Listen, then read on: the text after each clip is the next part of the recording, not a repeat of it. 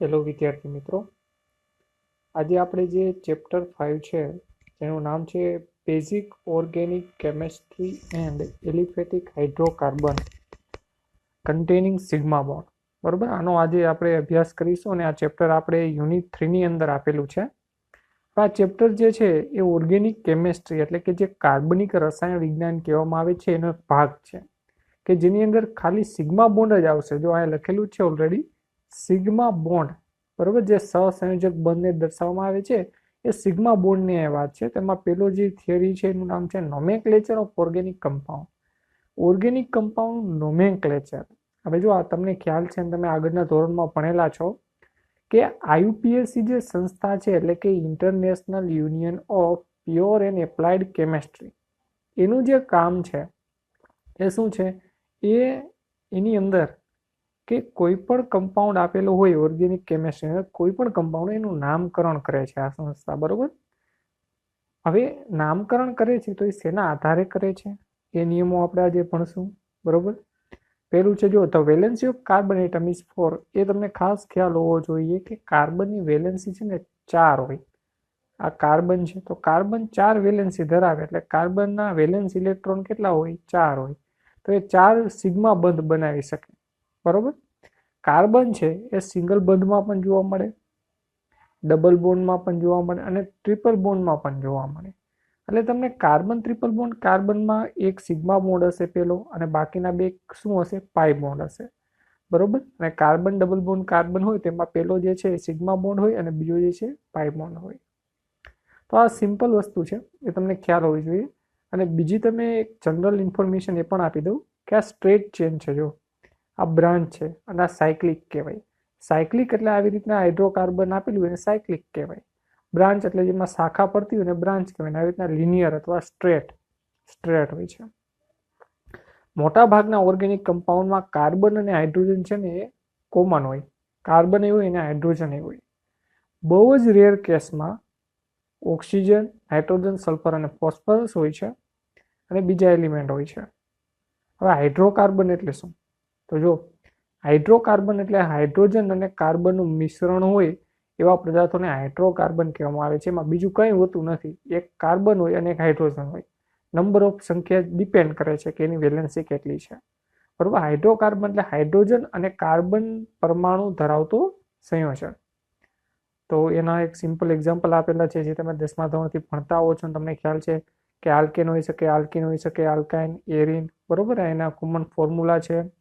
Saturated છે કે unsaturated છે. જો સેચ્યુરેટેડ એટલે કાર્બન સિંગલ બોન્ડ જ આપેલો હોય તેને સેચ્યુરેટેડ કહેવાય. કાર્બન ડબલ બોન્ડ કાર્બન હોય તો એને અનસેચ્યુરેટેડ કહેવાય, બરોબર. આ એના પ્રકાર છે બધા. તો તમે સિમ્પલ એક્ઝામ્પલ પણ જોઈ શકો છો સ્ક્રીન ઉપર. મિથેન છે CH4, ઇથેન C2H6, પ્રોપેન એટલે 3 કાર્બન, બ્યુટેન એટલે 4 કાર્બન. જો આ નંબર ઓફ કાર્બન કેટલા છે ને એના આધારે નામ પાડેલું છે અહીંયા. એન શા માટે મૂકવામાં આવે છે? જો એન એટલે શું? એન એટલે થાય નોર્મલ. આગળ સ્મોલ એન મૂકવામાં આવે એનો મિનિંગ થાય નોર્મલ. નોર્મલ એટલે સ્ટ્રેટ ચેન હાઇડ્રોકાર્બન ને સ્ટ્રેટ એટલે જો આ સ્ટ્રેટ કહેવાય. આમાં કોઈ જાતની શાખા નથી. દાખલા તરીકે આમ તમે હોય CH3 હોય, સાથે CH2 જોડાયેલો હોય, CH2 હોય, CH3 હોય. આ 4 કાર્બનની આ શાખા સ્ટ્રેટ કહેવાય, બરોબર. પણ આવી રીતના આમ શાખા પડતી હોય, લિનિયર ન હોય, આમ શાખા પડતું હોય. CH3, CH, પછી CH3, પછી બીજા ગ્રુપ જોડાયેલા હોય. તો એવા સમયે આપણે એન નથી મૂકતા. તો આઈયુપીએસસીના નિયમ પ્રમાણે એન એટલે શું થાય? નોર્મલ થાય, બરોબર. આ બધું બેઝિક છે. બેઝિક તમે જોઈ લેજો, એક વખત રીડ પણ કરી લેજો, બરોબર. હવે ફંક્શનલ ગ્રુપની પણ વાત કરી લઈએ. ફંક્શનલ ગ્રુપ ખાસ અગત્યના છે ઓર્ગેનિક કેમેસ્ટ્રીની અંદર. તમે FY BSCમાં સ્ટડી કરો છો અને ફ્યુચરમાં તમે SY અને TYમાં આવશો ત્યારે તમને છે ને ફંક્શનલ ગ્રુપનો ખાસ ખ્યાલ હોવો જોઈએ કે ફંક્શનલ ગ્રુપ શા માટે અગત્યના છે.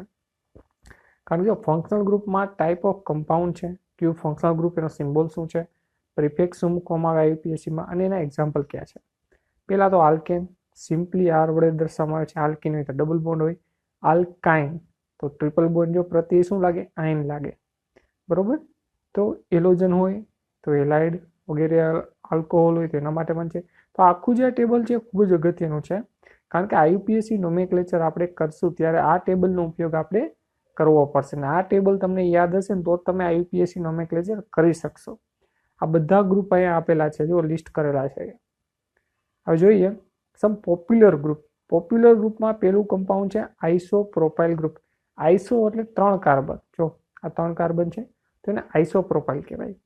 એક કાર્બન જે શાખામાં હોય તો એને આઇસોપ્રોપાઇલ કહેવામાં આવે છે. આઇસોબ્યુટાઇલ, બ્યુટ એટલે 4 કાર્બન થાય તો 4 કાર્બન થયા. પેન્ટાઇલ એટલે 5 કાર્બન તો ટોટલ 5 કાર્બન. જો આવી રીતના યાદ રાખજો, methane, ethane, propane, butane, pentane, hexane, heptane, octane, nonane, decane. આ 10 કાર્બનનું શૃંખલાના નામ છે. એક કાર્બન એટલે મિથેન કહેવાય, 2 કાર્બન ઇથેન, પ્રોપેન વગેરે એવી રીતના નામકરણ આપવામાં આવે છે. જો આ સેકન્ડરી બ્યુટાઇલ ગ્રુપ સેકન્ડરી કીધું. સેકન્ડરી એટલા માટે કારણ કે આ કાર્બન જો 2 કાર્બન સાથે જોડાયેલો છે એટલા માટે. આ ટર્સરી થશે કારણ કે એક કાર્બન છે 3 કાર્બન સાથે જોડાયેલો છે.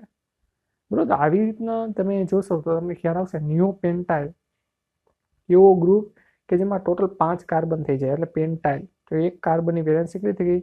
4 છે, 4 4 વેલેન્સી કાર્બન વાળી છે. બરોબર. બીજા પણ ડબલ બોન્ડ વાળા અગત્યના ખૂબ જ અગત્યના નામ છે વિનાઇલ. વિનાઇલ એટલે CH2 ડબલ બોન્ડ CH અને વિનાઇલ કહેવાય. એલાઇલ એટલે 3 કાર્બન થાય. બરોબર, 3 કાર્બન હોય, એક ડબલ બોન્ડ હોય, 3 કાર્બન હોય તેને એલાઇલ કહેવાય. Ethyne group. ઇથાઇન એટલે એવો ગ્રુપ કે જેમાં ટ્રિપલ બોન્ડ આવેલો હોય. બેન્ઝાઇલ એટલે બેન્ઝીન રિંગ સાથે CH2 તો એને બેન્ઝાઇલ કહેવાય. ફિનાઇલ એટલે ઓનલી બેન્ઝીનની રિંગ જોડાયેલી હોય ને એને ફિનાઇલ કહેવાય. હવે આ જે ઓર્ડર છે એ ઓર્ડરને તમારે યાદ રાખવો પડશે, જેને કહેવામાં આવે છે order of reactivity of some functional group. ક્રિયાશીલ સમૂહમાં બધા ક્રિયાશીલ સમૂહની એક્ટિવિટી સરખી નથી, એની રિએક્ટિવિટી અલગ અલગ છે ને એટલા માટે એનો ઓર્ડર છે અગત્યનો છે. IUPACમાં આ જ ઓર્ડરને ફોલો કરવાનો થાય. બરોબર. સૌથી જાજી પ્રાયોરિટી વાળું જે ગ્રુપ છે ને એ કાર્બોક્સિલિક એસિડ છે. પછી એનહાઇડ્રેટ આવે, એસ્ટર આવે, એસિટાઇલ ક્લોરાઇડ આવે અથવા તો એસિટાઇલ હેલાઇડ આવે, એમાઇડ આવે, cyanide, aldehyde, ketone, alcohol, thiol group, amide, imine, carbon, double bond carbon, alkene, alkyne. તો આ જે બધા જેટલા પણ ક્રિયાશીલ સમૂહ આપેલા છે એનો ઓર્ડર અગત્યનો હોય છે. ને આના આધારે કે જ્યારે આપણે IUPAC નોમેનક્લેચર કરશું ત્યારે તમને આ વસ્તુનો ખ્યાલ હોવો જોઈએ. બરોબર. તો આપણે IUPAC નોમેનક્લેચર છે આવતીકાલે સ્ટાર્ટ કરશું, પણ એ પહેલાં જે બેઝિક છે IUPAC નોમેનક્લેચરનો એ તમને ખ્યાલ હોવો જોઈએ. બરોબર. કઈ રીતના નામ છે આપવાના થાય છે, કઈ રીતના ફંક્શનલ ગ્રુપના નામ આપવાના થાય છે વગેરે. બરોબર. આના વિશેનો તમને ખ્યાલ હશે તો તમે કરી શકશો. Thank you.